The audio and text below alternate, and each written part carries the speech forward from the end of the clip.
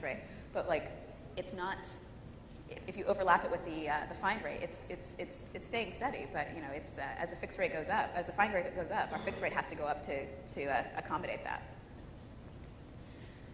So I mentioned a little bit about the window of risk here, that the attacker doesn't care why the user is vulnerable, whether it's that we haven't shipped a patch yet or the user hasn't got it applied. But either way, they're still vulnerable, and that's what the attacker cares about, and that's really what I care about as well. So we started tracking time to fix, and I think the industry has started to move away from counting just sheer numbers of bugs and started looking at, okay, how long does it take to get that vulnerability patched? And we're getting better over time, and we get a lot of support from the community. Like I said, we've got these 20,000 people running builds every night. That's you guys, right? You guys are helping us get these fixes up as quickly. We wouldn't be able, who are we without you, right? This is the reason that the community is able to keep Firefox secure, because all these people are helping us with security updates. There's only so much you can do in terms of, like, it takes time to identify the vulnerability, it takes time to come up with a fix, it takes time to build the fix, and it takes a lot of time to test it. But if you can reduce the time to test it, you can make the biggest impact on how long it takes to get that out there. And then again, users have to get the patch installed before it's going to protect them. And so what we're doing is we're measuring based on these automatic update requests, what version people are running. It's completely anonymous. Actually, it's anonymized, and I'll take a time here to make a distinction between the two. Anonymous means, like, there's no data that would identify you personally. Anonymized means we intentionally, as a privacy protection mechanism, made sure that we're not collecting anything that identifies you personally while we track, what version people are running on. We do that on purpose because privacy is important to us, and that's one of our priorities. But basically what happens is that when you start up Firefox, it says, I'm running this version. Is there a new version? And Mozilla either says, yes, there is, or no, there isn't, and that's the end of the conversation. So last year, I think I showed you this upgrade cycle, that it takes, it was 8 days from the day 1506 was released to the day that 90% of our users were updated. And I thought that was pretty great, 8 days to get everybody updated, or almost everybody updated. This is the update cycle for 2004, and yes, that looks very much the same, but in fact now it's 6 days to get people updated. That took 6 days to get 90% of the user base updated. That's a 25% increase, and I think that's pretty significant because that means the window of risk is for the time to deploy has been reduced by 25%. And like I said, I think part of that is due to the auto update, the session restore feature in Firefox 2, that users recognize that you can go ahead and install the patch now, because once Firefox comes back up, you'll be right where you left off. So it's a lot less painful for users, so they're more inclined to do it. So these metrics can apply to any software project, and I think it's important for the rest of the industry to start looking at things like this. But development environments have to provide this information in order for us to compare one project to the next. But if you can't compare one project to the next, at least you can compare within one project how they're doing individually. And it also helps get rid of a lot of the misunderstandings, I think, about number of bugs. That it's not necessarily like, if you identified 10 bugs, it's not that, it's not necessarily, oh no, there's 10 bugs here. It's like, great, we've got some tools that are great at identifying bugs, because once we know about them, we can fix them. Now, if you happen to be in an environment that doesn't, fix security bugs, now you've got a problem. But at least in the environments that are committed to fixing security bugs, knowing about them is better than not knowing about them. And of course, it now helps you answer some of these questions from your management about, like, how are we doing and what should we be working on, and helps you justify headcount for more people to help you out. So as we're looking at Firefox 3, we're trying to figure out what are the ways we can make the biggest impact in terms of security for Firefox. What are the tasks that users are doing? How can we make them more secure? And how can we leverage the community to make security better for everybody?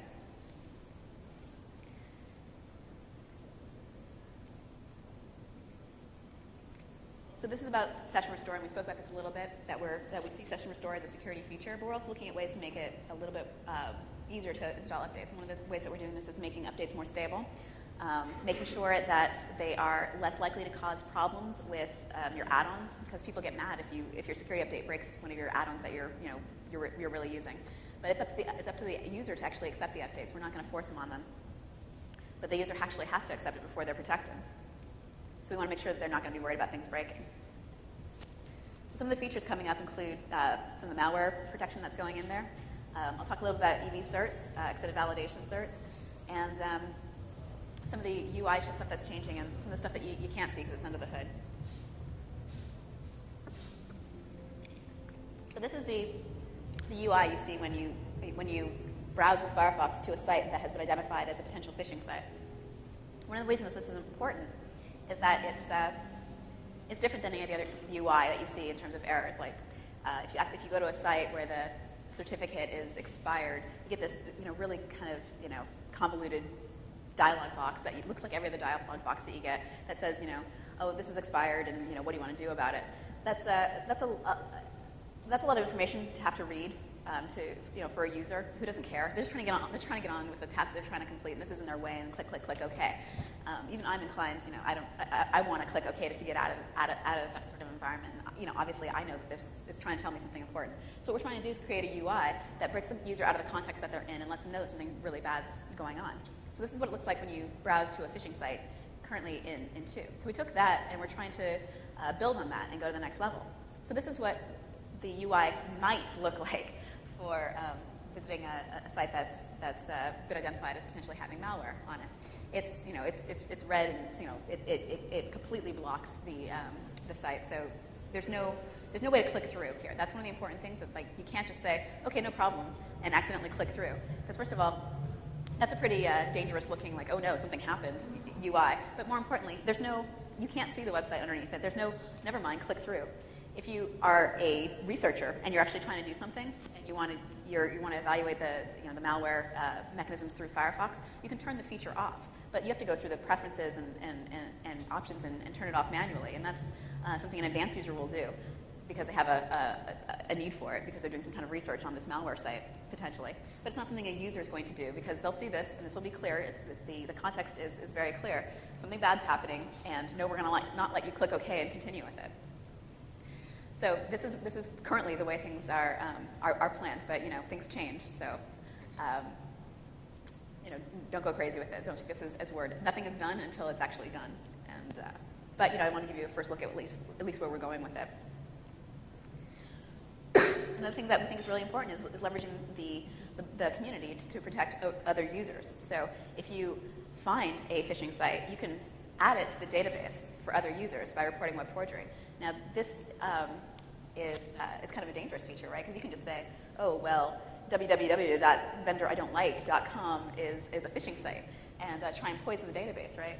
There are people reviewing these manually. There are a lot of mechanisms in place to prevent false positives, and we take that very seriously.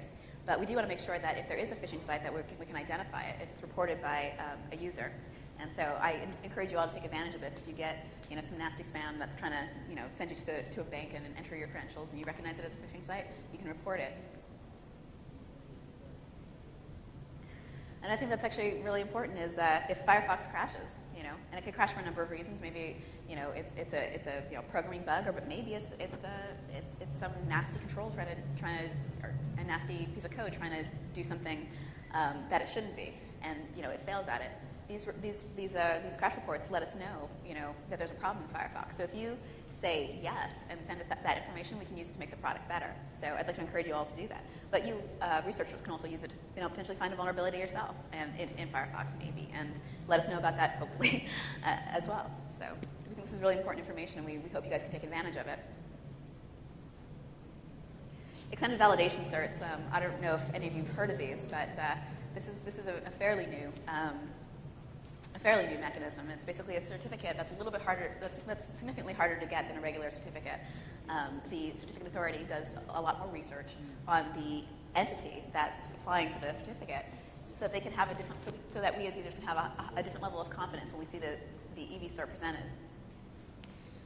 They're significantly more expensive, and they depending on the country that you're in, you go through a number of steps, including validating the business exists, and does it actually have a business license, and so on. It's significantly more involved than what's currently out there, which is essentially, can you pay for this cert? Okay, here you go. There's your cert.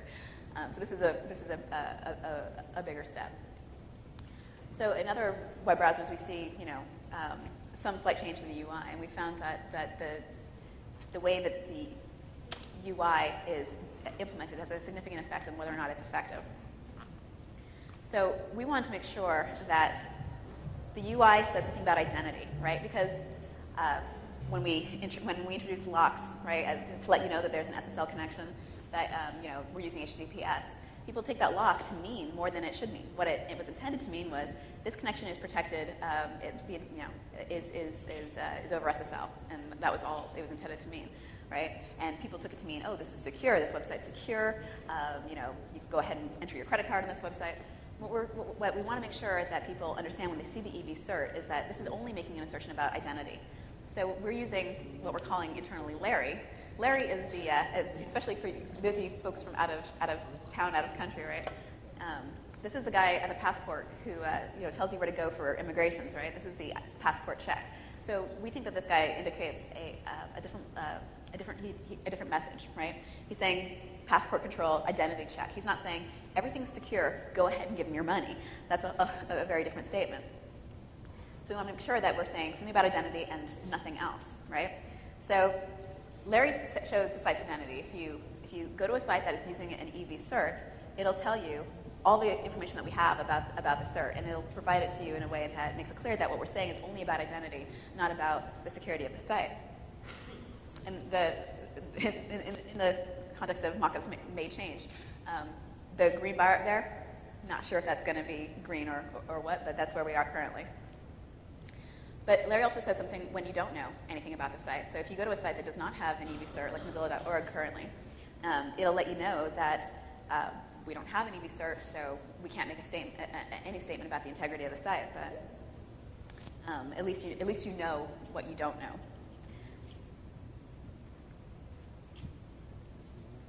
Other things that we're implementing are mechanisms in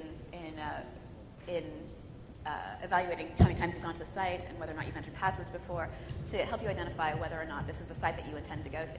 So for example, if you go to your bank site, you've probably entered your password there before. In fact, you've probably been there several times. Maybe you go there every week or several times a week. And so you've been there many, many times before.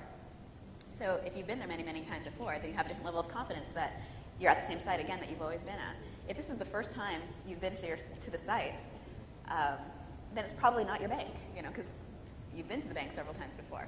And so if this is the first time you've been there and know you don't have any safe passwords for it, then you start to get a little bit suspicious about it. But giving you this information so you can make a decision about it, if you're looking for this information and exposing this, can help a user determine whether or not they're being phished or if it's a real site, or if it's the site that they've seen before.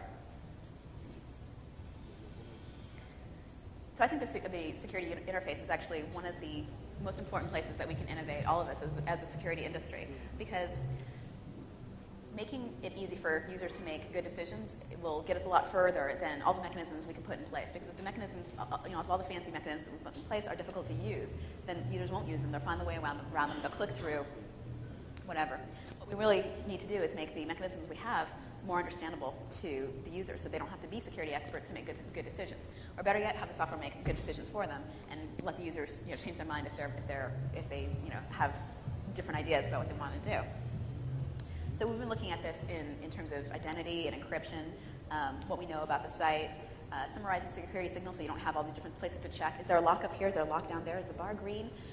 What does the page info say about this site? What about under the certificate information? Consolidate the information, put it in one place, make it easy for the user to make a decision about the site. But this is true for all applications that present any kind of security information. This is not just a web browser issue. This is, I think, something that even applications that are targeted at administrators, have too many security signals that are too difficult to keep track of and are painful. I think we could all improve on security UI in general.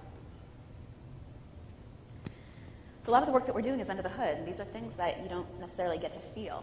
I know users really like to, or when I'm talking to reporters especially, they really want to know about the features that people can touch. They want to know about malware. They want to know about the EV certs and things that they can see and how the UI changed.